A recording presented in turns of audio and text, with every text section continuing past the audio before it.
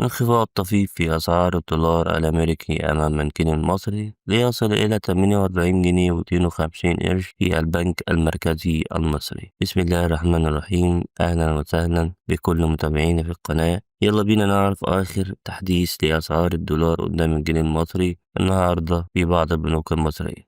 نبدأ على بركة الله. البنك المركزي المصري الدولار سجل 48 جنيه و52 قرش للشراء، 48 جنيه و65 قرش للبيع. في البنك المركزي المصري سجل الدولار 48 جنيه و53 قرش للشراء، 48 جنيه و63 قرش للبيع. في بنك مصر سجل الدولار 48 جنيه و53 قرش للشراء، 48 جنيه و63 قرش للبيع. في بنك القاهرة سجل الدولار 48 جنيه و53 قرش، 48 جنيه و63 قرش للبيع.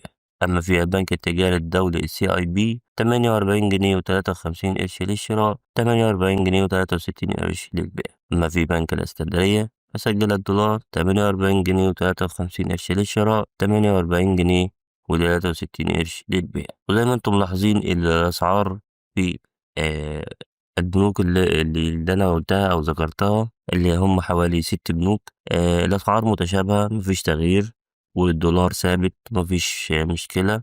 وبكده نكون عرفنا أسعار الدولار النهاردة في بداية التعاملات. استنونا في التحديثات الجاية أول بأول، وما تنسوش تدعمونا بلايك والاشتراك في القناة عشان يوصل لكم كل جديد.